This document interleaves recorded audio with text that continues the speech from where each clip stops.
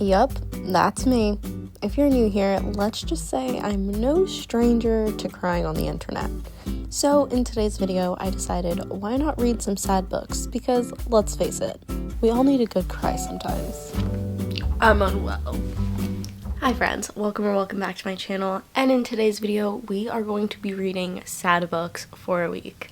I don't know about you, but I love a sad book, a book that's going to make me feel something, a book that's going to make me cry specifically, is gonna make me happy. I love when a book can make me cry because the fact that words on paper can make me have such a visceral reaction to things is so crazy to me. And also just heartfelt stories, they get me going. What can I say? So I decided for this video, why not read some sad books? Let's cry it out together. I am no stranger to crying on the internet, so let's continue the trend. I did start The Invisible Life of Addie LaRue.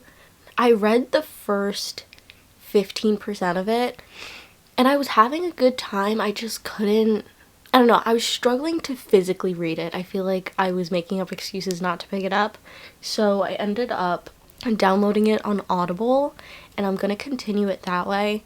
If you don't know what The Secret Life, I keep doing that, like The Secret Life of the American Teenager. Okay, so The Invisible Life of Addie LaRue is about this girl named Addie, and she refuses to be tied down. She wants to only belong to herself, and things and obstacles are trying to stop her from being able to do so. So she ends up making a deal with a god of some sort, and he grants her an immortal life.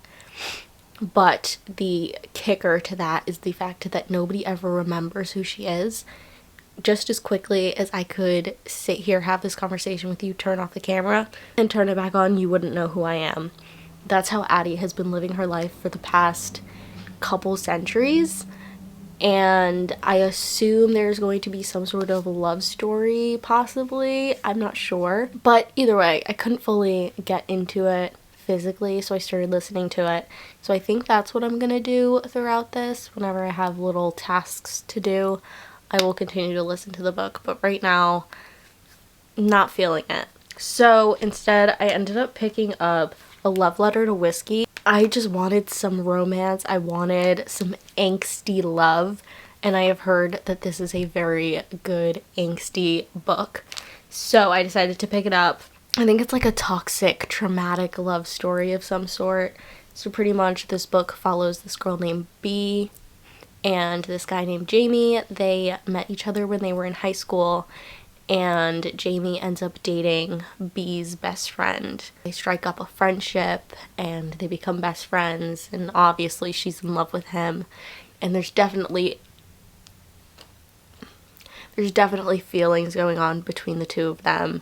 But anyway, he is a senior, so when he graduates for college, he moves to California, and she doesn't speak to him again until she then moves to California for college, and they end up reconnecting, and things are getting interesting. I mean, it's not like the most crazy writing ever, but I'm liking the toxicity, I'm liking the story so far. My interest is piqued, and I'm having a good time so far. I think I'm 23% of the way through the book. I'm on chapter 8. At first I was kind of confused because like, okay, so she got alcoholic, but I think the whole love letter to whiskey is the fact that she states that he is whiskey personified. Like, his attributes just remind her of whiskey, and the entire book so far is her comparing him to whiskey. That's all I'm getting so far, like, in terms of that. Everything she says about him, it all comes back to whiskey, so I'm confused. So I'm guessing she's not an alcoholic, she just is like an alcoholic for him, for whiskey, right? I don't know if I'm just being a stupid idiot, but let me know, or I'm sure I'll figure it out. But anyway, I'm gonna continue reading. I'm having a good time so far. I think we're gonna go outside because I'm pretty sure it's like 60 degrees outside. And your girl loves when the sun's out. So, ooh, and I want a coffee. Oh yeah.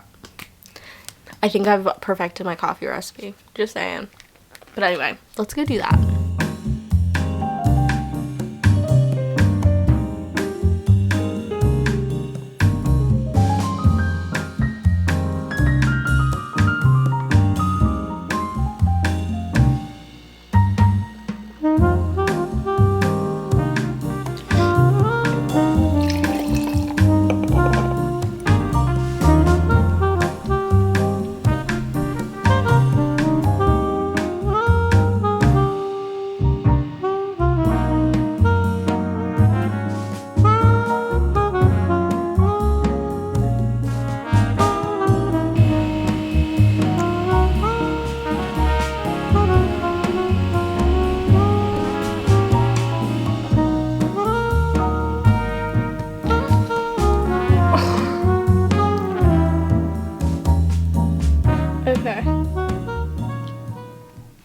Alright friends, we are like 43% of the way through A Love Letter to Whiskey, and I'm having a good time?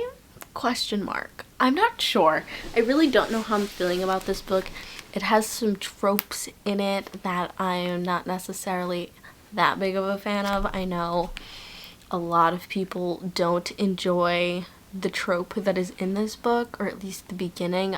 I feel like it might be a reoccurring thing. There's a lot of heartbreak, a lot of trauma, and it's a whirlwind. So pretty much you're following these two through different stages of their lives, but their relationship through different stages of their lives. So they meet each other when they're in high school, and then they end up at the same college, and then something happens and now they're adults and they're in the real world, they've graduated, and they are still finding ties to each other. It's one of those things, I'm not going to compare it to Magnolia Parks because we're not doing that, but it's one of those things where it's like these people are so connected to each other and they just continuously hurt each other because of how much they love each other and their traumas and all the things that are keeping them from each other. But it's like, so much miscommunication, so many walls and boundaries that they've put up to stop themselves from getting hurt, specifically on B's point of view, who's the female main character. I don't know, these are very flawed characters, and if you don't like flawed characters, or like super flawed characters, I don't necessarily know if this is the book for you. I struggle to pick it up, but once I'm reading it, I'm in it, if that makes sense.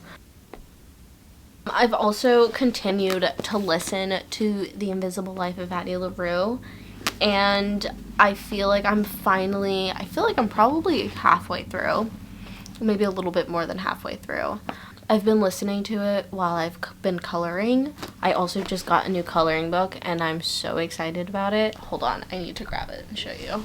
I just typed in adult coloring books on Amazon and this one came up and it looks so cute. It's cozy, but it's crime scenes, but it's so cute. There's some really funny ones in here, like these are so funny. And I'm so excited to color them. I was coloring in this one that I'd gotten during COVID, but like the drawings are a little bit too intricate and I kind of was like, this is a lot. I'm very excited to color in it. So maybe I'll read like another couple chapters and then I'll listen to The Invisible Life of Addie LaRue and color some with you guys.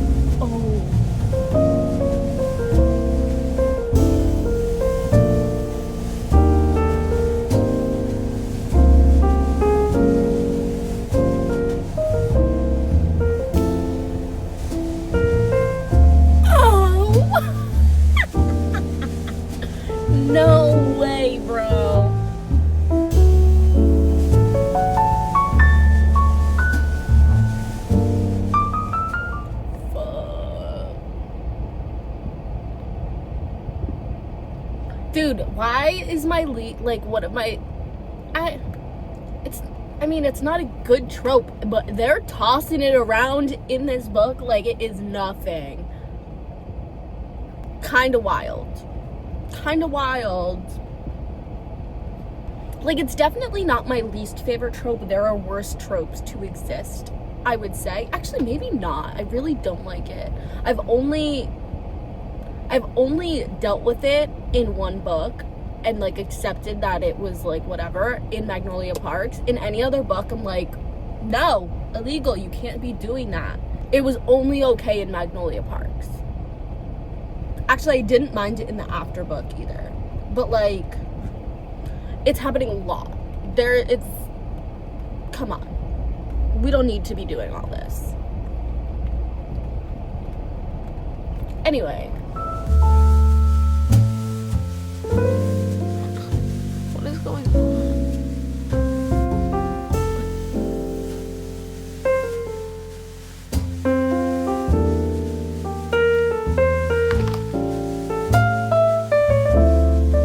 Oh my God.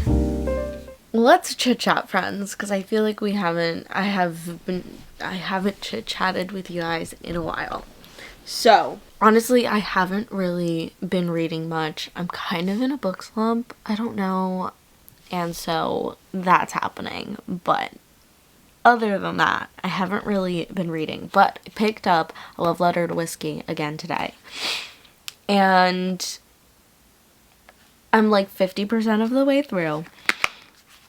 And I'm pretty sure I already mentioned how toxic this relationship is. And I really teeter this line with books and morals and things of that nature. And sometimes I also find myself, when I'm reading, walking on that morally gray line. And that's how I'm feeling right now in this book, where it's like, things are happening that I don't agree with, but it's like, I want them to be together, and these other things are stopping them from being together. And I'm like, okay, so like, they've got to go. They're just not going about tackling these obstacles in the correct way, if you know what I mean. But also, since this book is following them, I guess, throughout their lives, the time jumps are so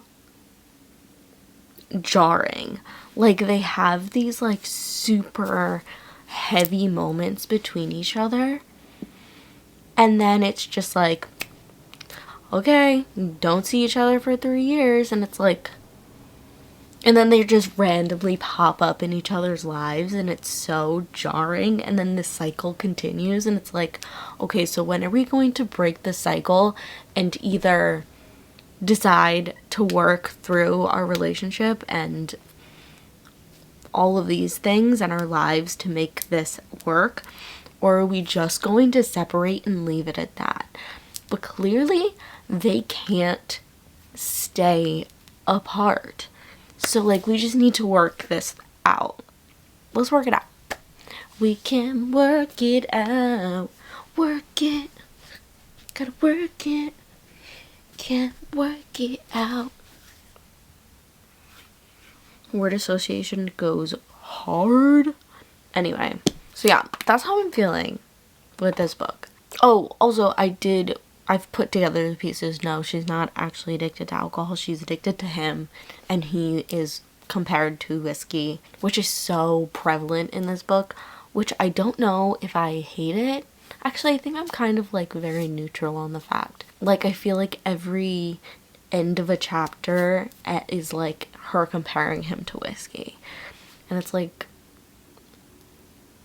I get it. Like, I got it the first time and the 25th time. It's okay. It's fine. It's fine. No, like, I'm not having a bad time. I'm having a good time. I'm enjoying it. I'm just, I don't know. Yeah, I'm on chapter 22, 54% of the way through. This says that I have 5 hours left of the book, so maybe I'll finish it tomorrow. And my status on The Invisible Life of Addie LaRue is pretty much the same. Guys, this video is rough. Has been very rough for me to film. I don't know. I feel like I'm not, like, super into either of these books, but I know that the last book that I have for this video is going to be really good. But I'm also now terrified to put high standards and expectations on that book because everyone ranks and rates it so highly. I'm nervous, but I'm also super excited because I've been very excited to read this book. So anyway, that's besides the point. I'm so tired. What time is it? Oh, it's only 9:30. I could literally go to bed right now. Oh, she's gonna cry about it, actually.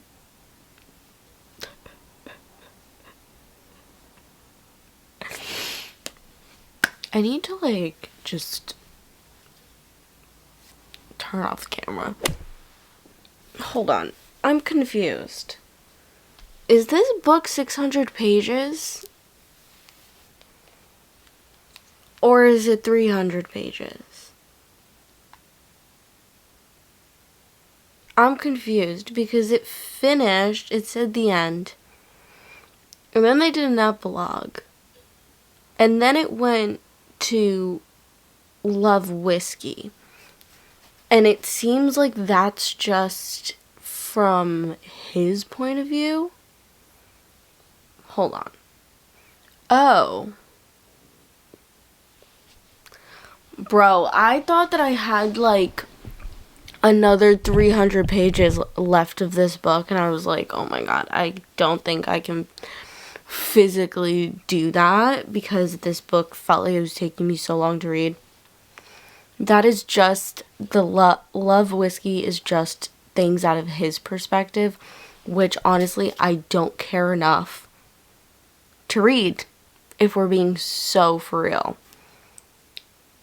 So I guess I finished A Love Letter to Whiskey. People were saying that they were sobbing reading this book. Sobbing, and I'm an emotional wreck. I have never met somebody who's more of an emotional wreck than me. And honestly, I felt nothing. I feel like that should be a problem. I'm just gonna rate this book now because I feel like I've already said all I was gonna say about this. I mean, I was basically reading this book because I wanted to know how it ended. I wanted to see what was going on and why people were so, like, devastated by this relationship and this couple. And it was alright. Like, it was messy, and I love messy, but, like, not this kind of messy. Like, it wasn't, I don't know, it wasn't giving what I wanted it to.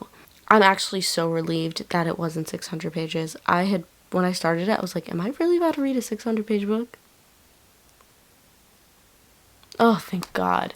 So I think with that being said, I think I'm going to give this book a 2-star. I really have no feelings towards this book whatsoever. I read it, and it was a thing that I did. So, oh my god, I'm so happy I finished that book. Stop. Everybody shut the fuck up. I'm so happy I finished that. I've finished this book, and we're giving it 2 stars. Thank you. Ugh, and I'm literally going to return it to the Kindle Unlimited because, actually, I'll wait. That's a little dramatic. Let's not be so dramatic. What do I do now? What time is it? Oh my god, I'm so happy I finished that book. That was the greatest surprise ever. I really thought it was telling me like I was like 60% of the way through the book, and it said the end, and I was like, what do you mean the end? There's 60% left.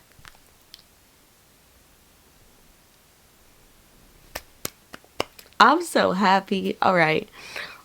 Anyway, what do I do now? I guess I should continue at / finish The Invisible Life of Addie LaRue, right? I think that's what's supposed to happen. I don't know how much I'm going to do tonight because it's already 10:45. And I gotta go to work tomorrow. So we'll see. Anyway.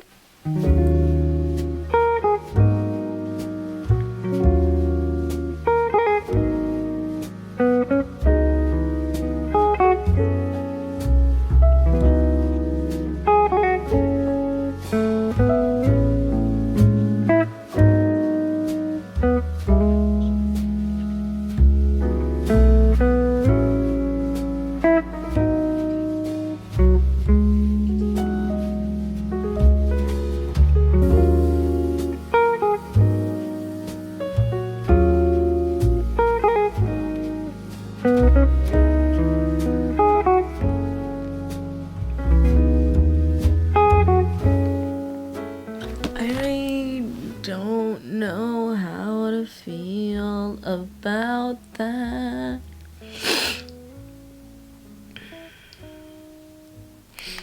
Am I like emotionless all of a sudden? Guys, am I broken? Uh-oh. Hi friends, I am back and I have finished The Invisible Life of Addie LaRue, as you saw. And okay, I ended up giving this book a 4-star. I really enjoyed the story. I liked the plot line. Both of the characters, like both of the main characters of this book, I really understood. I feel like both of the deals that they made with Luke, which is like the god, are both very relatable and very real deals to make.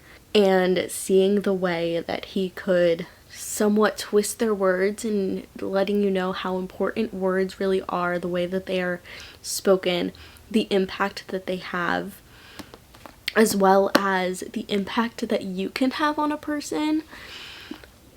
Yeah. I didn't end up crying at this book, which is really surprising. I did get really like weepy, but I didn't cry. I wanted to cry, if that makes sense. The tears just never ran. But the ending of this book was so heartbreaking, but also heartwarming at the same time, if that makes sense. If you've read it, you kind of understand what I'm talking about. I don't know. I really liked the writing of this book. It was very pretty writing and impactful.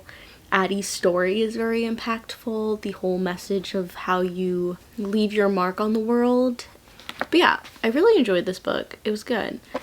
It didn't make me cry though. So, we're moving on to our next book.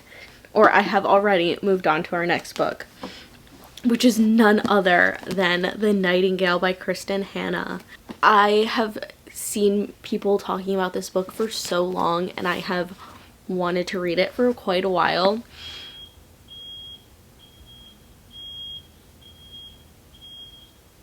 Is that a truck backing up? Can you back up faster? Oh!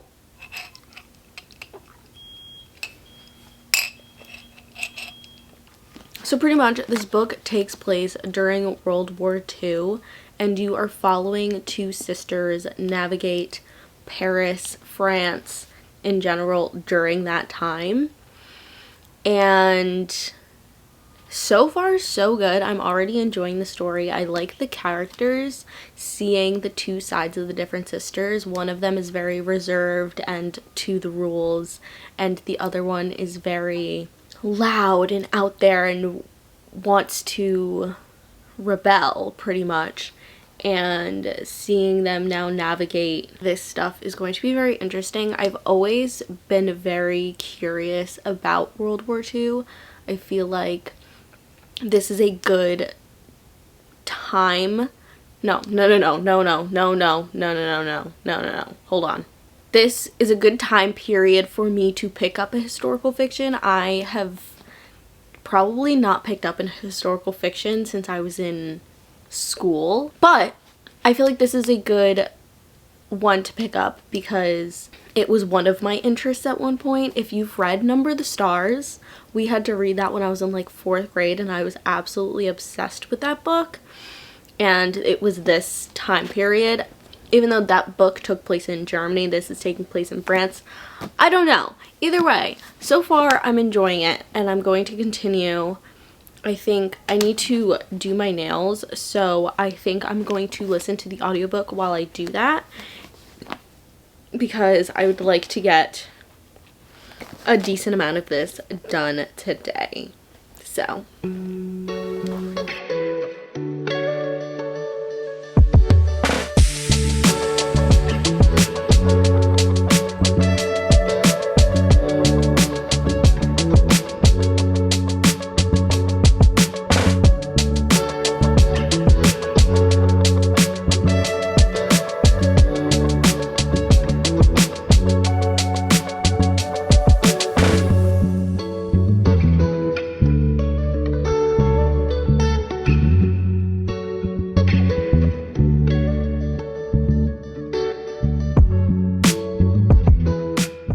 alright friends, I am back, and I am, I don't know, a little bit more than halfway through The Nightingale by Kristen Hanna, and this book is so good.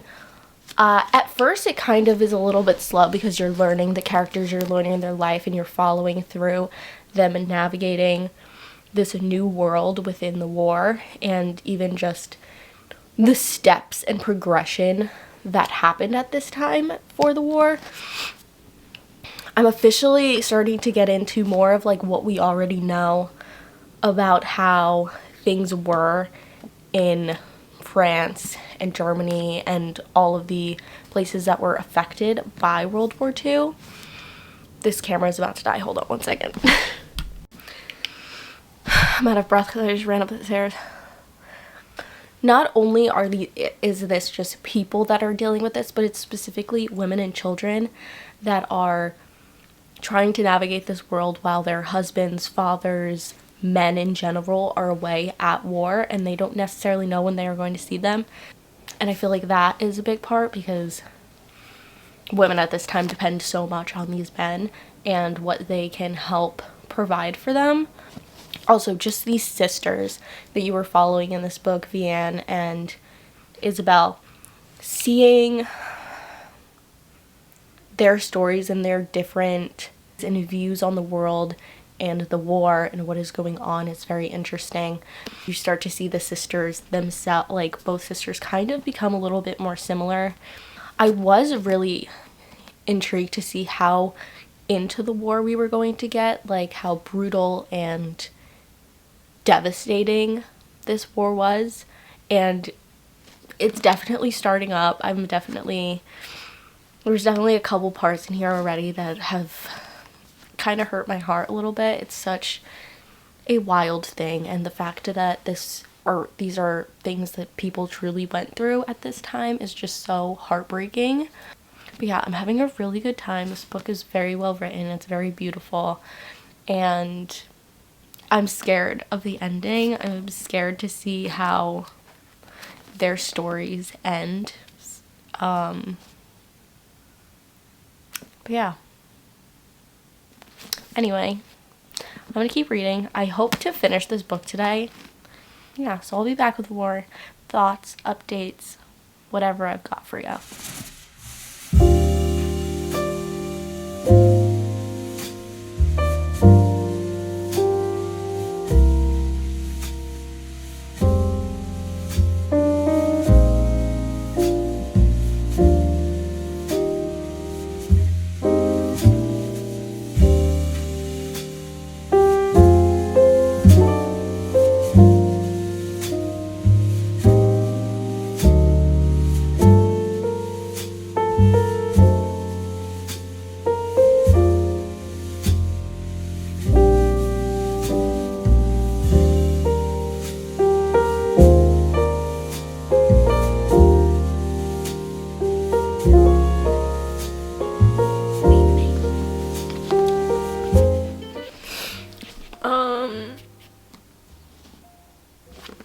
I'm unwell.